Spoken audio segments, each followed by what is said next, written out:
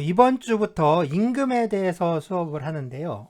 임금, 돈이죠. 한자를 보면 임자 아래에 이 조개패자가 있잖아요.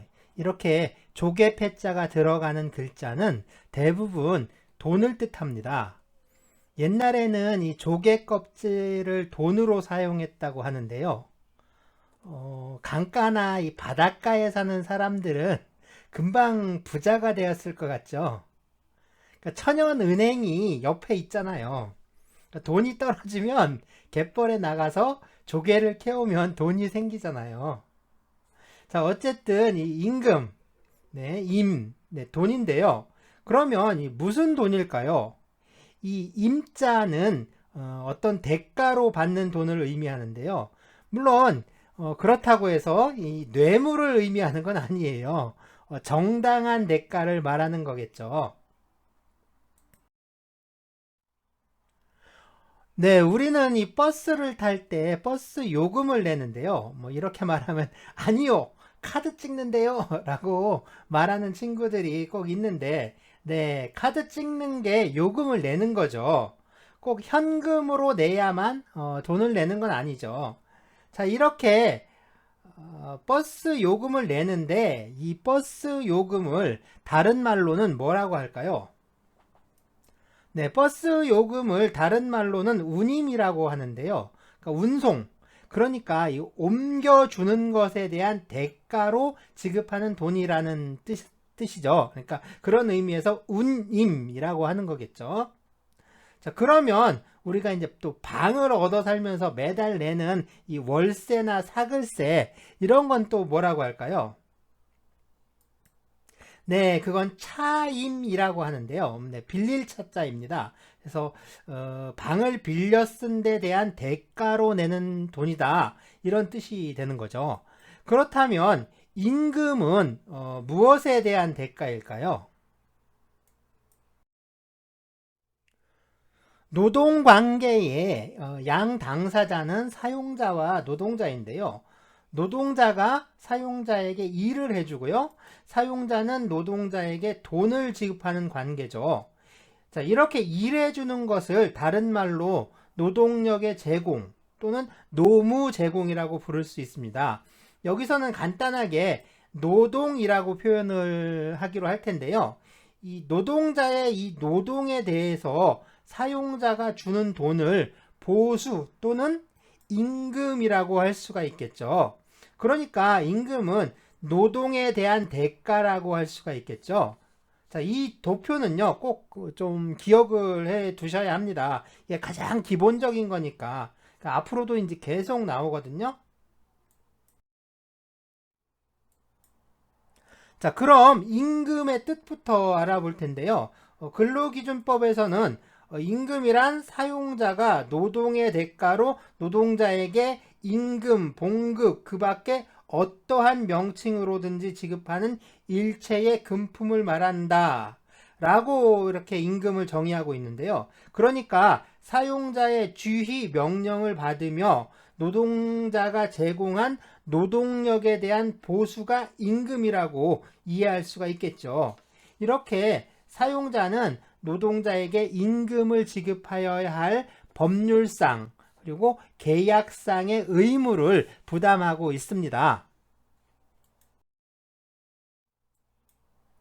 간혹 보면요, 이 근로의 대상이라는 용어가 사용되기도 하는데요. 네, 대상. 한자로는 이렇게 씁니다. 옛날 근로기준법에서 사용하던 용어인데요. 이게 대가라는 의미입니다. 이게 국어사전에도 이게 안 나와요. 국어사전에 안 나오는 단어인데, 네, 짐작을 하셨겠지만 이게 타이쇼라는 일본 말입니다. 그런데 재밌는 건 이게 일본어 사전에도 안 나와요. 그러니까 일본에서도 검색해도 이게 안 나오는 말인데, 자, 일본에도 우리 이제 근로기준법과 같은 게 있는데요. 노동기준법이라고 해요. 그러니까 노동기준법이 있는데, 네, 이게 이제 로도기준호라고 발음을 하는데, 이 노동기준법 제11조에서 임금을 정의하면서 노동의 대상, 그러니까 로도노 타이쇼라고 표현을 해요. 자, 우리 근로기준법이 제정된 게 1953년이니까요. 해방 후에 우리 법을 제정을 할 때 일본식 법률 용어가 참 많이 뭐 어쩌면 거의 그대로 채택이 되다 보니까 일본 용어가 그대로 사용되었거든요. 물론 지금은 이 대가라는 우리말로 바꾸긴 했습니다. 그래도 얼마 전까지 이게 법률 용어로 쓰였던 말이라서 뭐 이제 옛날 판례들을 보면 이게 가끔씩 나오고 있어요. 네, 근로의 대상, 네, 노동의 대가를 말하는 거죠. 그렇다면 사용자가 지급하는 모든 금품이 다 임금일까요? 물론 그렇지는 않겠죠. 사용자가 지급하는 금품이다 라고 해도 거기에는 임금인 것과 임금이 아닌 것이 있습니다. 이것처럼 임금과 임금이 아닌 것은 구별을 해야 되는데 이걸 어떻게 구별을 해야 할까요?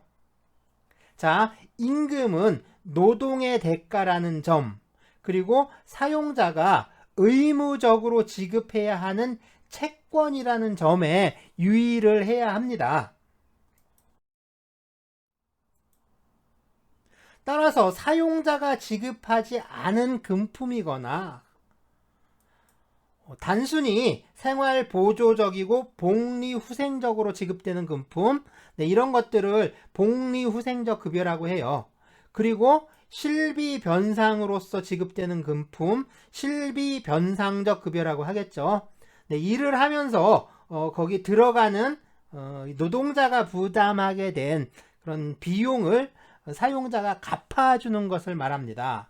자, 이런 것들은 임금이라고 할 수가 없겠죠. 또 개별 노동자의 특수하고 우연한 사정에 의해서 좌우되는 금품, 성과에 따라 변동되는 성과 보상이나 뭐 이윤 배분으로 지급되는 금품, 그리고 의례적이고 호의적인 또는 은혜적인 금품, 이런 것들 역시 임금이라고 할 수가 없는데요. 이것들은 모두 노동의 대가로 지급된 금품이라고 할 수가 없는 거죠. 임금은 노동의 대가를 의미하기 때문에 노동의 대가로 지급된 것이 아니라면 임금이라고 할 수가 없고요. 그렇기 때문에 노동계약이나 또는 노동법령에 의해서 의무적으로 지급해라, 이렇게 사용자를 강제할 수 없는 게 원칙입니다. 네, 임금이라면 당연히 강제할 수가 있겠죠. 형식적인 기준에서 봤을 때 임금이라고 하기 어려운 것들이 있는데요.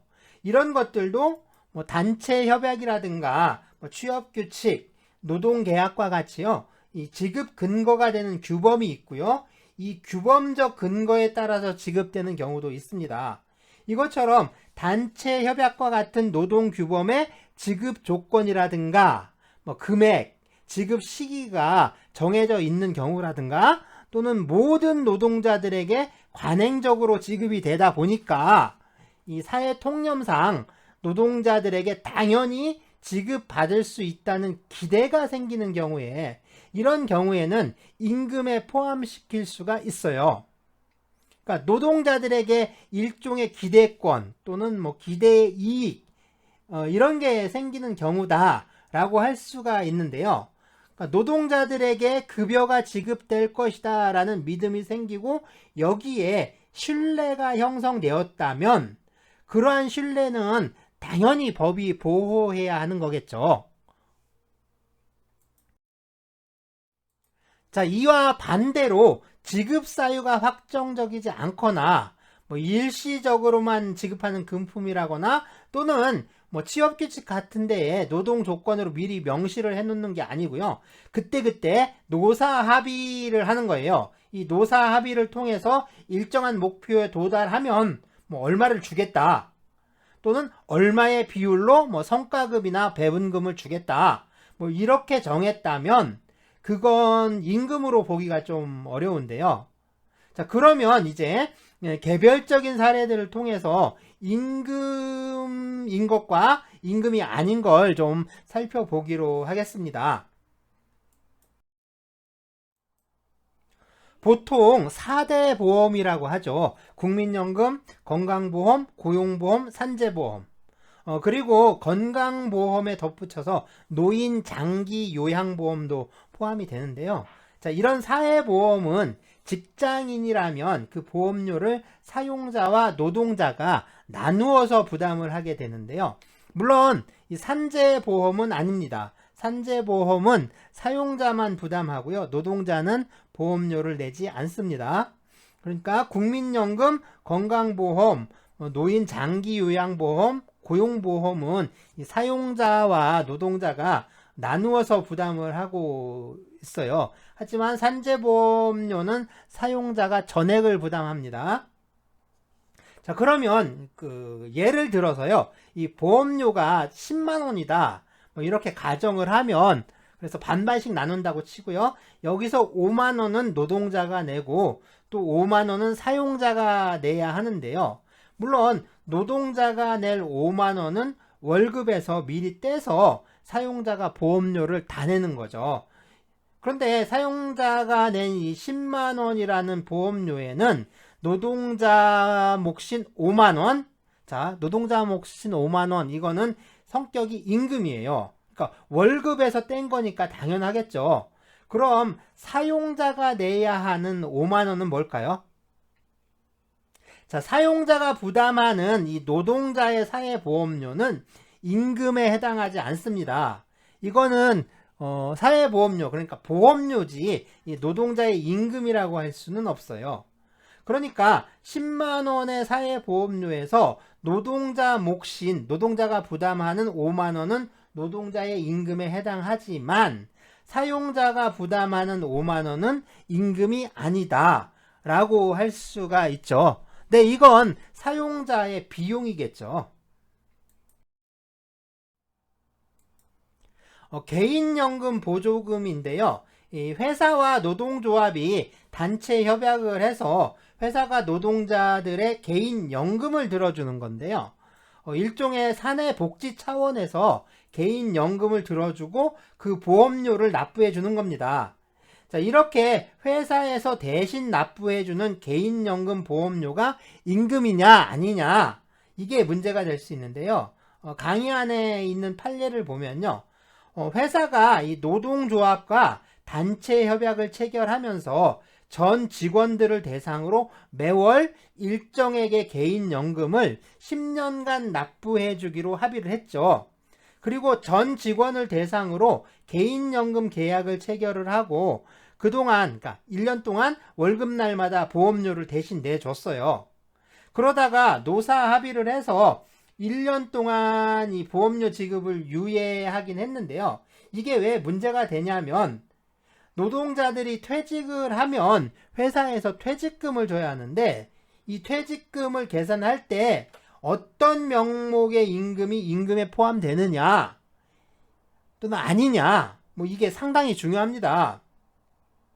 퇴직금을 많이 받으려면, 퇴직금을 높이려면 평소에 임금이 높아야 하니까 노동자 쪽에서는 임금의 범위를 계속 넓히려고 하는 거죠. 그래서 그 사용자가 준 돈은 다 임금으로 이렇게 집어 넣으려고 하고요. 반대로 사용자는 퇴직금 액수를 줄이고 싶어 하니까 그 임금으로 인정되는 범위를 계속해서 좀 줄이려고 합니다. 자, 그래서 이 판례가 인정한 건요, 이 보험료는 회사가 대납을 한 것이고요. 그러니까 대신 납부한 거죠.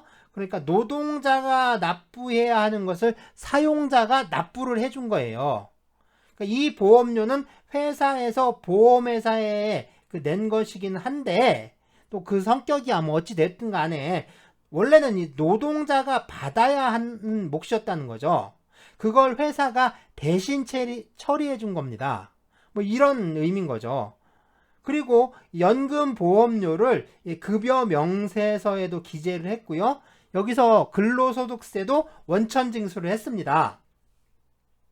그러면 이건 임금이다, 노동의 대가다, 뭐 이렇게 이제 법원에서 판단을 한 겁니다. 그래서 정기적, 일률적, 고정적 급부라는 통상임금의 개념적 징표까지 모두 갖추고 있는 이상 위 연금보험료도 통상임금에 포함된다 할 것이고, 나아가 단체 개인연금 보험료를 통상임금에 포함시켜야 하는 이상 이는 평균임금에도 당연히 포함된다 할 것이다 라고 판결을 한 거죠.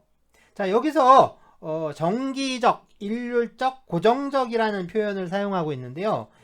이게 통상임금, 뭐 이제 또 평균임금, 뭐 다음 주 수업 내용인데 통상임금과 평균임금을 이제 다음 주에 수업을 할 건데요. 어쨌든 이 통상임금, 평균임금 다 임금이죠. 임금이 붙어 있잖아요. 그러니까 임금인데 그 중에 이 통상임금이 갖춰야 하는 정기성, 일률성, 고정성, 그러니까 정기성, 일률성, 고정성이라는 이 개념적 징표에 대해서 거론을 하고 있습니다. 이건 뭐 좀 상당히 중요하겠죠. 뭐 이런 것들은요, 다음 시간에 좀 보기로 하고요.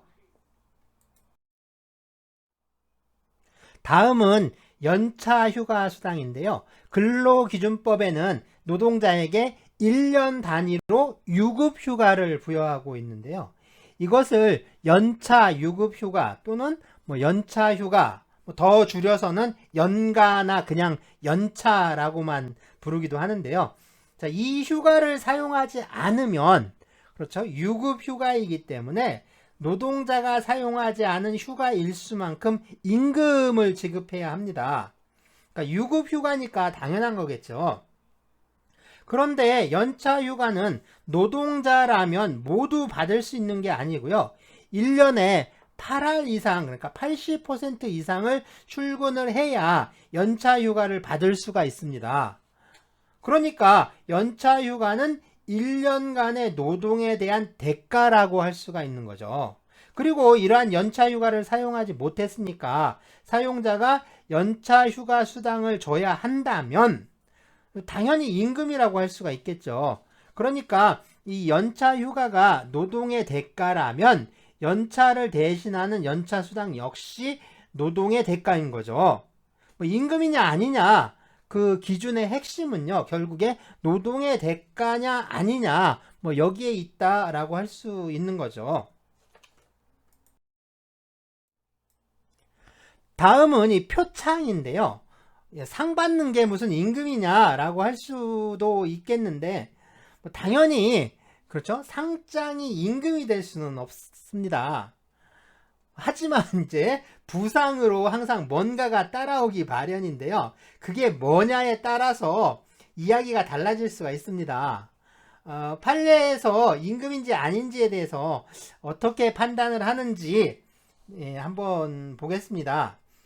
노동자가 지급을 청구할 수 있는 임금은 근로기준법 제2조에서 규정하는 임금을 의미하므로 사용자가 노동의 대가로 노동자에게 지급하는 일체의 금원으로서 노동자에게 계속적, 정기적으로 지급되고 그 지급에 관하여 단체협약, 취업규칙, 급여규정, 노동계약, 노동관행 등에 의하여 사용자에게 지급 의무가 주어져 있다면, 자, 그 명칭 여하를 불문하고 모두 이에 포함되며 반드시 통상임금으로 국한되는 것은 아니다. 이렇게 하고 있죠. 그리고 피고회사의 단체협약 제45조는 조합원이 1년간 개근할 경우 연말에 금 한돈을 정근할 경우 연말에 금 반돈을 교부하여 표창하도록 규정되어 있다는 것인 바, 이를 위 법리에 비추어 살펴보면 위와 같은 표창 역시 특별한 사정이 없는 한 원고들이 계속 노동하였을 경우에 받을 수 있는 임금에 포함된다고 보아야 한다 라고 판결하고 있습니다. 네, 이 사건의 사실관계를 보면요, 원고들이 부당해고를 당했다가 원직 복직을 하게 되는데요. 이렇게 원직 복직을 하게 되면 해고 기간 동안에 받지 못했던 임금에 대해서 다 받을 수 있습니다. 그래서 이제 이 임금에 대해서 재판상 청구를 한 사건인데요. 이때 이제 미지급, 그러니까 임금 범위에 표창도 이제 임금이니까 이것도 그 미지급 임금에 포함시켜서 계산을 해라 라는 판결이 나온 거죠. 네, 가족수당인데요. 이 가족수당은 회사에게 지급 의무가 있고요. 또 일정한 요건에 해당하면 모든 노동자들에게 일률적으로 지급되어 왔다. 그렇죠? 그러면 이런 가족수당은 뭐 임의적이거나 은혜적인 급여가 아니라 노동의 대가다. 그러니까 이런 경우에 가족수당은 임금에 해당한다 라고 할 수가 있는 거죠. 자, 보세요. 단체 협약이든 취업규칙이든 회사에 지급 의무가 있는 거예요. 그리고 지급 요건에 해당하는 노동자들에게는 모두 지급이 되는 겁니다. 그러면 이건 임금이다 라고 하는 거죠. 단순히 가족수당은 임금이다 이렇게 알아두면 안 되죠. 이렇게 알아두면 안 되는 겁니다. 그러니까 지급 의무가 있고 또 일률적으로 지급된다.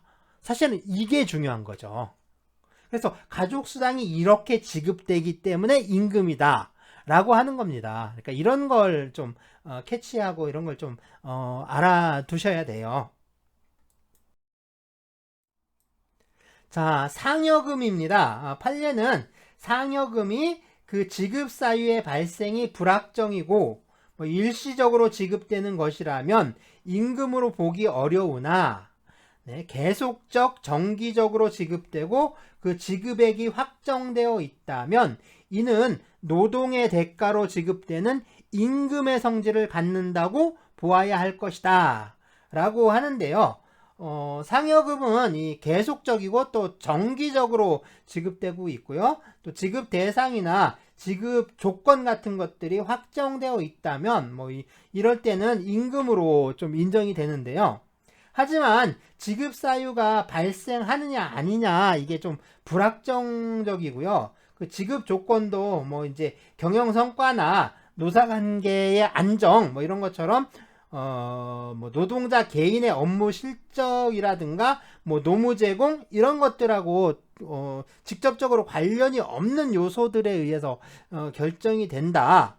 그러니까 지급 여부나 대상자 뭐 이런 것들이 좀 유동적이다. 이러면 좀 임금이라고 볼 수 없다라고 할 수 있는 거죠. 네, 사용자가 아니라 이 고객으로부터 받는 팁, 그러니까 봉사료 이런 것들은 임금에 해당하지 않겠죠.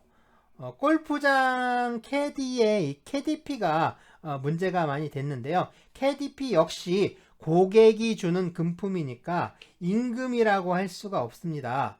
그런데 이 캐디피 보통 봉사료라고 하는데요.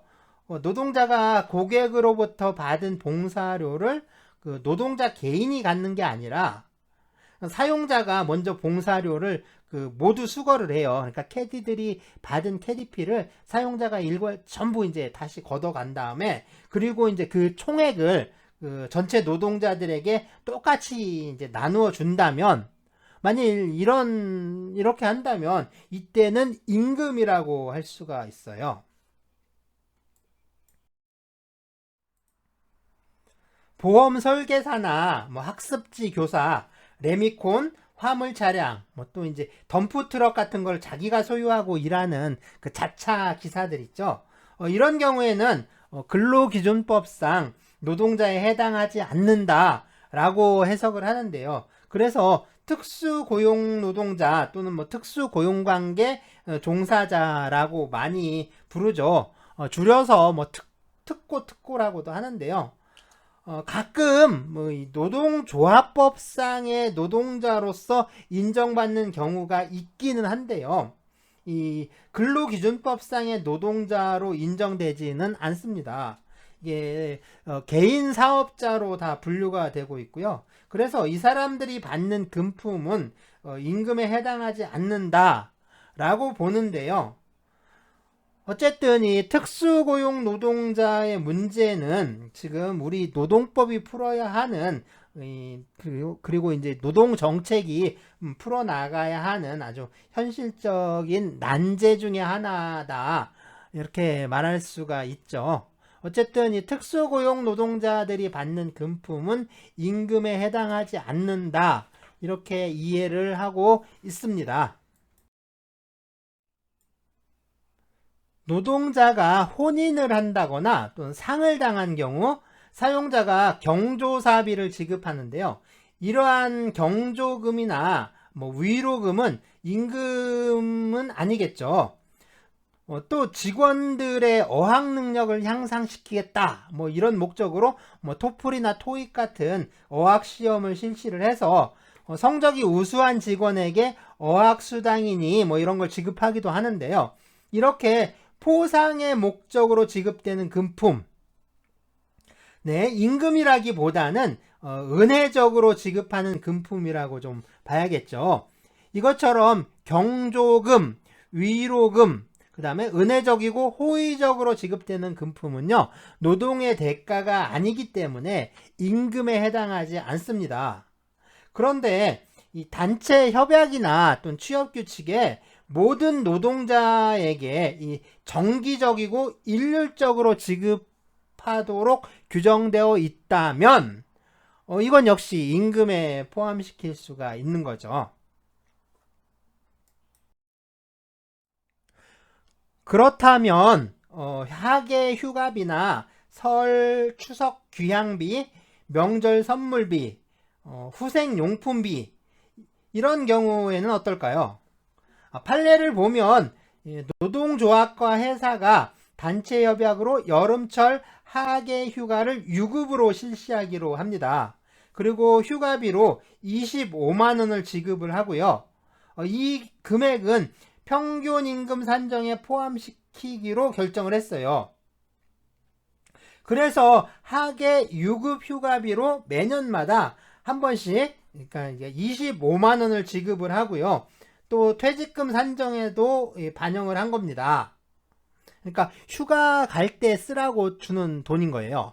그러니까 휴가를 안 가서 받는 연차 유급 휴가 수당처럼 휴가를 안 가서 받는 그 유급 수당이 아니라 이거는 휴가를 가라고 휴가를 가면서 그 휴가에 대해서 유급 휴가비로 이제 주는 거죠. 그래서 25만 원씩 지급을 하고 또 이제 퇴직금 산정에도 반영을 한 겁니다. 그리고 설이나 추석 명절 때 이 귀향버스 운행 제도를 운영을 하다가 이것을 이제 폐지하는 대신에 귀향비로 15만 원, 그러니까 선물비로 2만 원을 지급하기로 노사 합의를 했어요. 그리고 매년 귀향비로 30만 원, 선물비로 4만 원을 지급을 해왔습니다. 그렇죠? 그 설 있고 추석이 있으니까 두 번 지급을 하는 거죠. 자, 그렇다면 이러한 학예 휴가비라든가 설, 추석, 명절 귀향비, 또 이제 선물비, 이건 모두 단체 협약에 의해서 회사에 지급 의무가 있는 것들이죠. 게다가 모든 노동자나 또는 일정한 요건에 해당하는 노동자들에게 모두 일률적으로 지급되어 왔어요. 그러면 이것들은 모두 노동의 대가라고 할 수가 있죠. 그러니까 모두 다 임금이라고 할 수가 있는 겁니다. 출장비, 해외 체재비, 여비, 판공비, 기밀비, 정보비, 네, 이런 것들은 업무 수행 과정에서 발생하는 비용들이죠. 바로 이러한 비용을 보전해주는 명목으로 지급하는 게 실비 변상적 급여인데요. 이 실비 변상적 급여는 결국 그 업무 수행 과정에서 발생한 비용을 보전해주는 것 뿐입니다. 그러니까 그걸 갚아주는 거예요. 그러니까 임금에 해당하지 않는데요. 단체 협약이나 취업 규칙에 명시적으로 지급해야 한다 라고 규정을 하더라도 이 실비 변상적 급여는 임금에 해당하지 않습니다.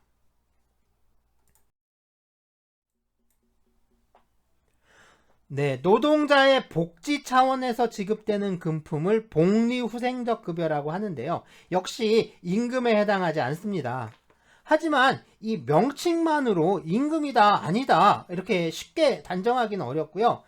실제로 지급되는 급여의 성격에 따라서 임금이냐 아니냐를 좀 판단해야 합니다. 예를 들어서 급식비, 교통비, 자가운전 보조비, 가족수당, 교육수당, 학자금 보조비 이런 금품들 있죠. 이런 금품들이 식사를 하는지 또는 출퇴근을 하는지 또는 대중교통을 이용하는지 아니면 자가용을 이용하는지 그리고 학교에 다니는 자녀가 있는지 또 부양해야 할 가족이 있는지 있다면 몇 명이나 있는지 이렇게 업무와 관련이 없는 업무 외적인 기준에 따라서 일시적으로 지급이 된다면 이건 순수한 복리후생비라고 볼 수가 있습니다. 하지만 명칭에 상관없이 이 단체 협약이나 취업규칙 또는 관행에 의해서 노동자들에게 정기적이고 일률적으로 지급이 된다면 이런 경우에는 임금으로 해석될 수도 있습니다. 그러니까 이렇게 지급이 된다면 임금이 되는 거죠. 네, 성과나 이윤에 따라 변동적으로 지급되는 성과급이라든가 이윤 분배금 이런 것들은요, 이게 임금으로 해석될 수도 있고요, 또 그렇지 않을 수도 있습니다. 그래서 이런 성과금이나 이윤 분배금이 상황에 따라 변동이 된다면 자, 이런 급여는 예측 가능성이 좀 낮지요. 그러니까 받을 수 있는지 없는지를 미리 예측하는 게 좀 힘들잖아요. 그리고 받는 사람도 있고 또 못 받는 사람도 있고 그러면 이게 노동자들에게 형평성이 인정되기가 어렵죠. 그러니까 이게 임금으로 보기 어려운데요. 하지만 매년 이 고정적인 금액을 지급한다거나 또는 지급률이 고정되어 있다면 이런 경우에는 임금으로 해석될 가능성이 높습니다. 네, 우연하게 발생하는 개별 성과급이라든가 영업수당 또 오지 근무자에게 지급되는 특별 교통비 자 이런 것처럼 어떤 노동자 개인에게 발생하는 특수하고 우연한 사정에 의해서 지급되느냐 아니냐 또 얼마나 지급되느냐 이런 것들이 결정되는 금품들 있잖아요. 이런 것들은 임금이라고 할 수가 없는데요. 판례에 의하면 금품 지급 의무의 발생이 개별 노동자의 특수하고 우연한 사정에 의하여 좌우되는 경우에는 그 금품의 지급이 단체협약, 취업규칙, 노동계약 등이나 사용자의 방침 등에 의하여 이루어진 것이라 하더라도 그러한 금품은 노동의 대가로 지급된 것으로 볼 수 없다라고 합니다. 자, 그래서요, 스톡 옵션, 또 직무 발명 보상금, 제한 보상금, 자, 이런 것들도 임금에 해당하지 않습니다. 이렇게 이제 해석이 되는 거죠. 다음으로 해고수당, 또는 이제 해고 예고수당이나 해고 예고에 가름하는 지급, 이렇게도 부르는데요. 사용자가 이 노동자를 해고할 때는 30일 전에 해고의 예고를 해야 합니다. 그런데 해고 예고를 하지 않는 대신에 30일분의 통상임금을 지급을 하고요. 그리고 즉시 해고를 할 수가 있는데요. 이렇게 즉시 해고를 하면서 지급하는 이 30일분의 통상임금을 해고수당 또는 해고 예고수당이라고 합니다. 이름도 무슨 수당이라고 붙어 있고요. 액수 계산도 통상임금으로 하기는 하는데요. 그래도 이건 임금에 해당하지 않습니다. 그러니까 노동의 대가라고 할 수가 없고요. 일종의 보상금의 성격이다 라고 할 수가 있죠. 네, 산업재해 보상금, 재해 보상이 있는데요. 노동자가 업무상 재해를 당했을 때 지급되는 보상 또는 손해배상을 말합니다. 이건 성격이 임금이 아니라 손해배상금이에요. 그러니까 손해배상으로 받는 돈이지 그 임금은 아닙니다. 물론 계산은 임금을 기초로 계산을 해요. 임금을 기초로 해서 계산을 하지만 역시 손해배상금인 거죠. 임금이 임금이라고 할 수가 없습니다. 네, 그리고 귀향여비가 있는데요. 이 노동계약을 체결할 때 이 사용자가 노동자에게 노동 조건을 명시해야 하는데요. 네, 이 명시된 노동 조건이 실제 사실과 다르면 노동자는 이 노동계약을 해제를 하고 손해배상을 청구할 수가 있습니다. 자, 노동자가 사용자의 직장에 취업을 하기 위해서 거주를 옮기는 경우도 있잖아요. 이렇게 노동자가 거주를 옮겨서 취업을 했는데 노동 조건이 실제 노동 조건이 명시된 노동 조건과 다르다면 그래서 이제 노동 계약을 해제를 했다면 노동자는 다시 집으로 돌아가야겠죠. 자, 이런 경우에 사용자가 노동자에게 그 귀향 여비를 그 차비를 지급을 해야 합니다. 역시 이 귀향 여비는 임금에 해당하지 않아요. 이건 임금이라고 할 수가 없습니다.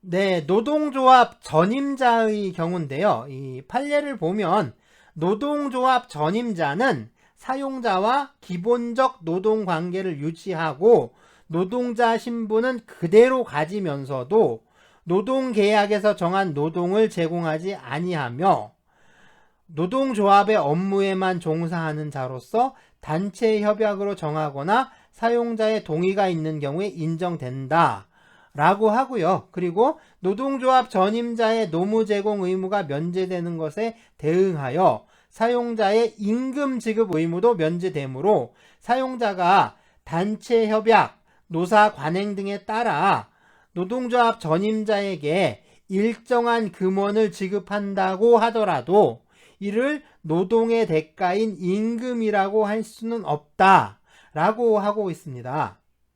노조 전임자는요, 이 노동조합 업무를 전담하기 위해서 이 사용자와의 고용관계는 유지가 되는데 이 노무 제공을 하지 않는 거죠. 그러니까 노동력을 제공하지 않기 때문에 임금이 지급되지 않는데요. 사업장마다 조금씩 다르긴 하지만 노조 전임자에게도 급여를 지급하는 기업도 있는데요. 이것처럼 사용자가 노동조합 전임자의 급여를 지급하는 경우에 이 급여는 임금에 해당하지가 않습니다. 그렇다면 사용자는 왜 임금을 지급해야 하는 걸까요? 자, 사용자는 법률상 그리고 계약상 임금을 지급할 의무가 있다 라고 했는데요. 그러니까 사용자에게 왜 이러한 의무가 인정되느냐 하는 거죠. 자, 이런 질문은 좀 철학적이고 좀 정책적인 성격이라고 할 수가 있는데요. 이런 질문은 결국에 임금의 성격이 무엇이냐 라고 할 수가 있습니다. 그러니까 임금은 무언가에 대한 대가라고 하는데 노동자가 제공하는 그 무언가가 무엇냐 라는 질문이 되는 거죠. 그러니까 여기에 대해서 지금까지 제기된 견해는요, 셋이 있는데 먼저 노동대가설. 자, 임금이 노동자의 구체적 노동에 대해서 지급되는 대가다라고 보는 견해입니다. 그러니까 노동자가 사용자의 지휘 명령을 받으면서 실제로 노동을 제공한 것, 그거에 대한 그 보수가 임금이다. 이렇게 이해를 하는 거죠.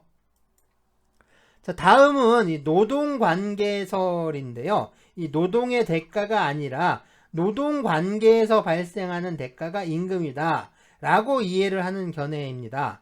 그러니까 노동자가 사용자에게 노동력을 맡김으로써 거기에 노동자의 생존을 걸고 있다 라는 점을 좀 강조를 하고 있는데요. 그래서 임금을 이 구체적 노동의 대가에 국한시키지 않고요. 가족수당, 물가수당, 주택수당, 휴일임금, 휴업지급 이런 것들을 모두 포함하는 것으로 이해를 합니다. 자, 마지막으로는요, 이 노동력 대가설인데요. 노동자가 자기 노동력을 그 일정 기간 사용자의 주의 처분하에 두고 있는 것이 뭐 그거에 대한 대가가 바로 임금이다. 이렇게 이해하는 견해인데요.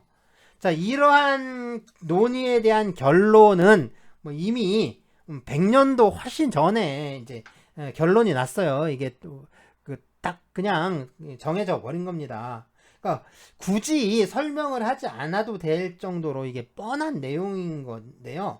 이게 법학에 있어서도 이 노동력 대가설이 통설로 자리 잡은 지 이게 상당히 오래됐습니다.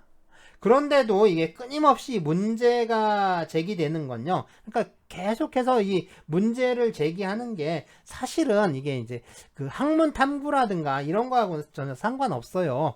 그냥 이게 어떻게 보면 정치적 공격인 거죠. 그러니까 이데올로기적 공격에 불과한 겁니다. 이 임금의 성질과 관련해서는 이미 어느 학문 분야나 그리고 어느 어디를 가든 다 노동력 대가설이 이게 통설의 지위에 있습니다. 거의 이제 이거는 뭐랄까 부인하기 어려운 상황인 거죠. 그런데도 이걸 공격하는 건 사실은 정치적인 의미밖에 없는 거죠. 자, 사실 중요한 건 그게 아니고요. 이런 것들이 중요한 게 아니고요. 정말 중요한 건 이게 그 임금은 노동관계에서 발생하는 채권이라는 점입니다. 이게 제일 중요하다라고 할 수가 있는데요.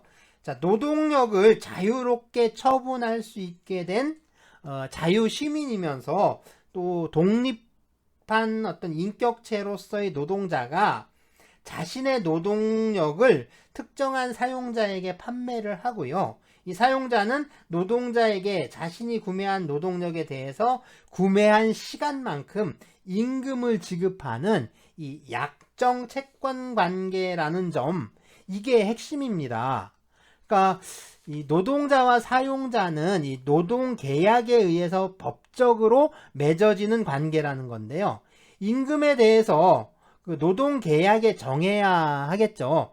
그런데 이 노동 계약의 내용에 임금에 대해서 좀 명시적으로 정하지를 않더라도 이 사용자는 임금을 의무적으로 지급해야 합니다. 뭐 이건 당연한 말이겠죠. 그래서 임금은 이 노동 계약 관계에서 발생하는 채권, 즉 임금 채권인데요. 원래 이 채권이란 게 일정한 기간 동안 권리를 행사하지 않게 되면 권리가 소멸하게 되는데요. 이걸 이제 소멸시효라고 하죠. 소멸시효에 의해서 권리가 소멸하게 됩니다. 당연히 임금 채권도 소멸하겠죠. 이 임금 채권의 소멸시효, 이거 중요합니다. 이 임금 채권의 소멸시효 상당히 중요한데요. 임금 채권의 소멸시효, 네, 3년입니다.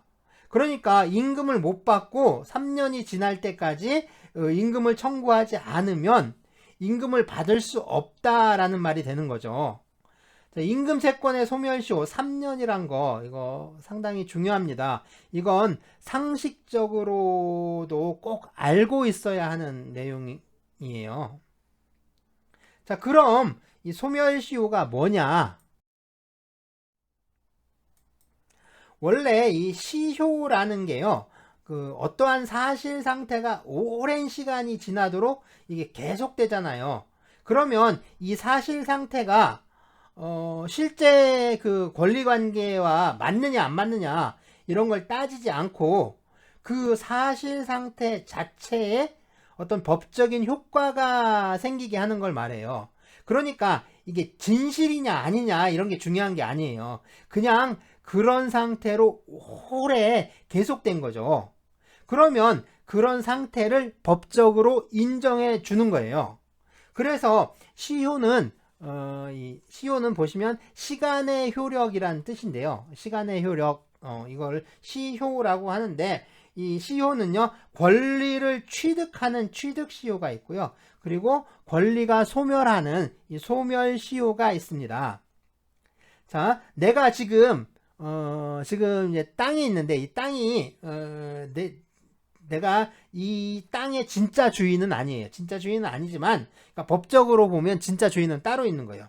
하지만 나는 이제 주인은 아니지만, 마치 이제 내가 그 주인처럼 주인 의식을 갖고서 이 땅을 또 그 내 땅처럼 관리를 하고 또 내 땅처럼 쓰면서 오래 살았어요. 그러니까 나는 이 땅을 내 땅이라고 생각하고 내 땅처럼 써왔던 거예요. 그러면 내가 그러니까 시간이 오래 그렇게 됐다면 오래 그렇게 살았다면 그 내가 이 땅에 그러니까 그 땅의 소유권을 취득하는 거 그게 바로 취득시효 제도입니다. 자, 이런 게 이제 취득시효고요. 권리를 얻는 거죠. 취득하는 거. 그 반대로 이제 나한테 권리가 있어요. 나한테 권리가 있는데 내가 그러한 권리를 행사하지 않고 있는 거예요. 뭐 예를 들어서 내가 이제 친구한테 그 이제 친구가 있어요. 그러니까 친구한테 받을 빚이 있습니다. 한 얼마라고 할까요? 한 10만 원 받을 10만 원을 받을 게 있는데 내가 이제 친구한테 너 빚 갚아라. 너 10만 원 나한테 빨리 달라. 이렇게 하지 않는 거예요. 이제 그렇게 이제 아주 오랜 시간 그렇게 지내다 보면 친구도 이제 그렇게 생각하겠죠. 제가 빚을 달라고 하지는 않겠구나 앞으로. 지금까지 빚을 달라고 하지 않았으니까 앞으로도 그러니까 빚 달라는 소리는 안 하겠구나. 뭐 이렇게 그렇게 생각하게 되잖아요. 자, 그런데 이제 한 뭐 20년 아니면 뭐 30년 지나서 그 친구한테 갑자기 이제 그러는 거예요. 야, 너 나한테 한 10만 원 빌려갔는데, 왜 안 갚냐? 빨리 너 10만 원 갚어. 자, 그렇게 하면 이제 친구가 좀 당황하겠죠. 생각을 해보면, 어떻게 좀 생각을 해보면, 이게 한 20년, 30년 전의 일이라면, 이게 친구가 사실은 빚을 갚았을 수도 있어요. 그죠? 빚을 안 갚은 게 아니라 사실은 빚을 갚았는데, 이게 우리가 이제 친구 사이에 서로 영수증 같은 거 이런 거 잘 쓰지는 않죠. 뭐 영수증 써서 주고 영수증 받고 이런 거 잘 안 하잖아요. 그리고 이제 한 20년 전에 아니면 30년 전의 일이라면 이게 또 기억이 또 가물가물하죠. 기억이 잘 안 나잖아요. 그러니까 이 친구는 자기가 빚을 졌는지 그러니까 나도 내가 친구한테 돈을 빌려준 적이 있었나 없었나 뭐 참 증명하는 게 이제 힘들죠. 뭐 이제 차용증 같은 거 받아놨다고 하면 한 20년 전 차용증 이걸 가지고 이제 빚을 졌구나 이렇게 이제 증명을 해야 되는데 그게 또 완전히 또 그렇게 쉽게 증명이 되는 것도 아니고요. 더구나 이제 친구도 빚이 있었는지 좀 저기 하고 또 더군다나 빚을 갚았는지 그죠? 난 빚을 갚은 것도 같고 그런데 내가 그러니까 친구가 나한테 빚을 갚았다라는 걸 이제 친구가 증명하기가 참 곤란한 거죠. 상당히 이게 그 옛날 일이니까 시간이 오래 지나다 보면 이런 게 상당히 어렵잖아요. 그러니까 이렇게 아주 이제 증명하기 곤란한 상태가 되니까 사실은 그런 거예요. 이제 법이 이렇게 이제 이것도 아니고 저것도 아니고 참 뭐랄까 이것도 아니고 빚이 있는지 없는지 지금 아주 헷갈리는 그런 상태잖아요. 그런 상태 아주 이런 참 불안정한 상태인데 이게 불안정한 상태를 사실은 상당히 싫어합니다. 그래서 이제 이 좀 불안정한 상태를 좀 안정시키는 거 아주 이제 그런 걸 좋아하거든요. 그래서 이런 불안정 상태를 해결하고 싶어 하는 거예요. 그래서 이걸 해결하기 이거를 이제 그래서 법이 이거를 미리 이제 예측을 해놓고 이런 걸 그냥 한꺼번에 해결을 해버리는 거죠. 그런 제도가 바로 시효 제도인데요. 그러니까 그거에 야야야 빚이 있는데 이게 벌써 20년 30년이나 지났어. 그러니까 받을 게 있는데 20년 30년 동안 달라고도 안 하고 또 얘도 갚지도 않고 가만히 있었다. 2, 30년 동안 그 10만원 빚을 달라고 하지 않았다. 그럼 이건 뭐냐? 이건 벌써 갚은 거 아니냐. 그러니까 이미 갚았으니까 달라고 안 하는 거겠지. 자, 소멸시효 제도는 바로 이런 거예요. 권리가 있는데 오랫동안 권리를 행사하지 않았다. 그러면 사실은 이미 그 권리는 없었던 것이다. 그러니까 이미 다 그 채무를 이행을 해서 권리가 없어졌던 거 아니냐. 그렇게 이제 이해를 하는 거죠. 그러니까 권리는 그런 경우에 권리는 소멸한 거야. 이렇게 아주 간단하게 처리를 해버리는 겁니다. 그래서 그 불안정한 관계를 이제 안정을 도모를 하는 거죠. 그러니까 어떻게 보면 뭐 일종의 인간관계들을 그 다양한 인간관계들 있잖아요. 그런 인간관계들을 법이 간편하게 정리해 주는 것이다 라고 할 수가 있습니다. 자, 이러한 소멸시효는 권리를 행사하지 않고요. 일정한 기간이 경과하면 권리를 소멸시키는 제도다. 이렇게 말하는데요. 그런데 여기서 소멸하는 권리들은 재산권, 그러니까 재산에 대한 권리들만 소멸을 해요. 다른 권리들은 소멸시효가 적용되지 않습니다. 뭐 사람의 인격권 이런 건 사람의 생명권, 신체에 대한 권리 뭐 이런 것들이 그 행사를 하지 않는다고 소멸해 버리면 그럼 큰일 나는 거죠. 자, 사람들은 다 생명권이 있어요. 사람들은 모두 자기 자신의 그 생명권이 있는데 아주 중요한 권리죠. 인격권의 한 내용입니다. 생명권은 인격권의 한 내용인데, 자, 이런 권리가 그렇죠? 오랫동안 행사를 하지 않는다고 소멸해 버린다.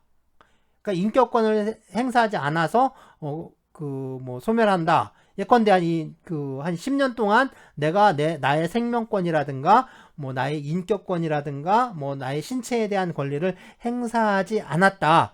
그러면 내 그런 권리들이 소멸을 한다. 소멸시효에 의해서 소멸한다. 라고 해봅시다. 그런데 우리가 참 살아가면서 자기의 생명권을 행사하면서 사는 사람은 아무도 없거든요. 그냥 사는 거지. 우리가 나의 생명권을 행사를 하고 나의 인격권을 행사를 하고 뭐 나의 신체에 대한 권리를 행사하고 그러면서 살진 않죠. 그냥 사는 거예요. 그러니까 우리 권리를 행사하지 않고 사는데 그게 만약에 한 10년쯤 지났다고 소멸한다면 내가 이제 10년이 지나면 생명권이 소멸했으면 나는 생명에 대한 권리가 없는 사람이에요. 그러니까 누군가 나를 죽이더라도 그 사람은 나를 죽였는데, 사람을 죽였는데 그 살인죄가 적용이 안 되는 거죠. 왜냐하면 나는 생명권이 없으니까. 누군가 나를 죽여도 그 사람은 살인이라는 범죄를 저지른 게 아닌 거죠.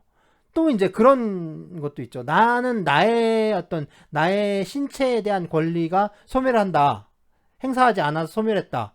그러면 그런 사람들은 아무나 잡아다가 그냥 다른 사람이 잡아다가 노예로 부려도 되고 팔아먹어도 되는 거예요. 뭐 자유에 대한 권리 이런 것들이 다 그런 식으로 이제 소멸한다면 그렇게 되는 거죠. 그러니까 권리를 행사하지 않았다라고 해서 모든 권리를 다 소멸시킬 수 있는 건 아니고요.